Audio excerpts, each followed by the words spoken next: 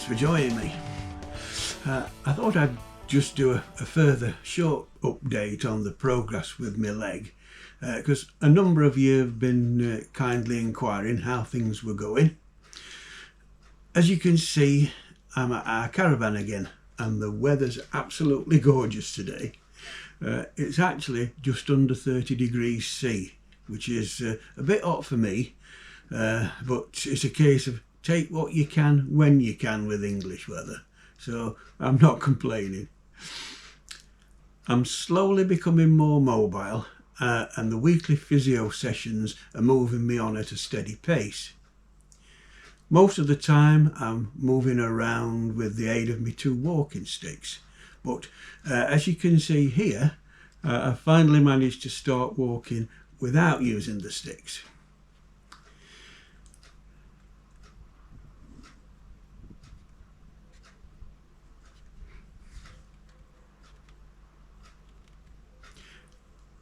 There were actually two hurdles to overcome to do this.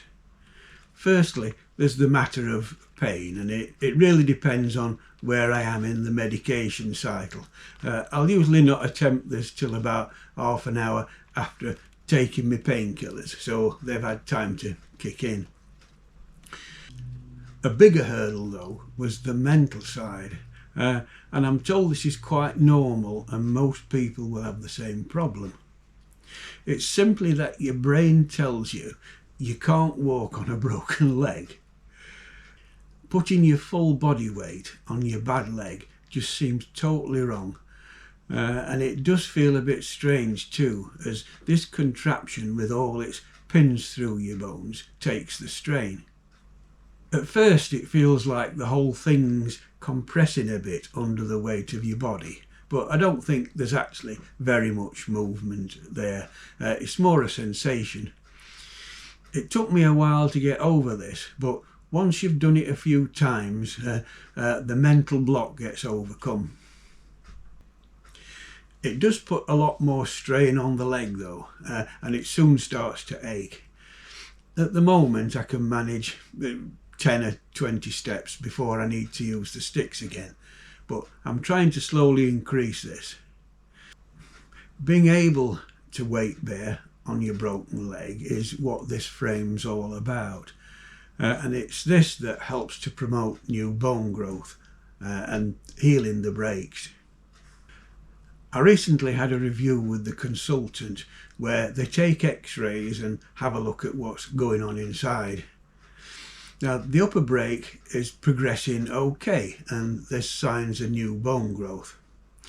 The ghosting in the gap, as you can see on the screen here, is the start of new bone growth. Unfortunately, the lower break isn't showing the same signs yet. The thought is that the gap between the two sections of bone is a little too wide, so I've been given the task of adjusting the frame. The bottom pair of rings are attached to my ankle and the lower bit of the tibia. The middle pair are attached to the centre section of the tibia that at the moment is separated from the rest. The top pair of rings are attached to the top section of the tibia. Basically, I need to reduce the distance between the bottom and middle pairs of rings, and this will bring the two bits of bone closer together. It's done by altering the length of the threaded bars between the pairs of rings, and this is done slowly in little movements. I'm moving it by 1/4 millimetre twice a day over a 10-day period. That means it'll close up the gap by 5 millimetres. It's dead easy to do, and I just use two 10mm spanners. There's 4 threaded bars and they go through the rings with a nut on either side. The bars have an M6 by 1mm pitch thread, so it's simply 1/4 turn each time and that'll move it 1/4 millimetre. I get the two spanners at roughly 90 degrees to each other, then slacken the lower nut and move it round till it matches the top spanner, then nip the top nut down onto the ring. Do that on all 4 studs.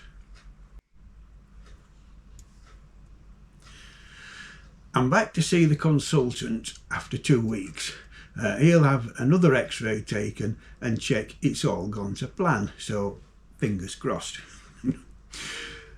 The break in the fibula can be seen here on the x-ray, but as this bone doesn't really do anything, it's just left to heal on its own without any mechanical intervention. Anyway, that's the state of play at the moment. I was told from the outset that it would be a long job and that the lower break could be problematical, so I'm not unduly surprised by this latest development.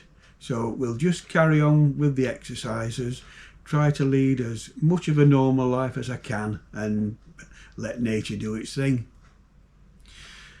Thanks to all of those who watched the last ramble. There is some more to come in a few weeks. I'll wrap it up there, so a big thank you for all your comments and support. It really does help, and I hope you can join me on some of the future videos. So thanks for watching and cheers for now.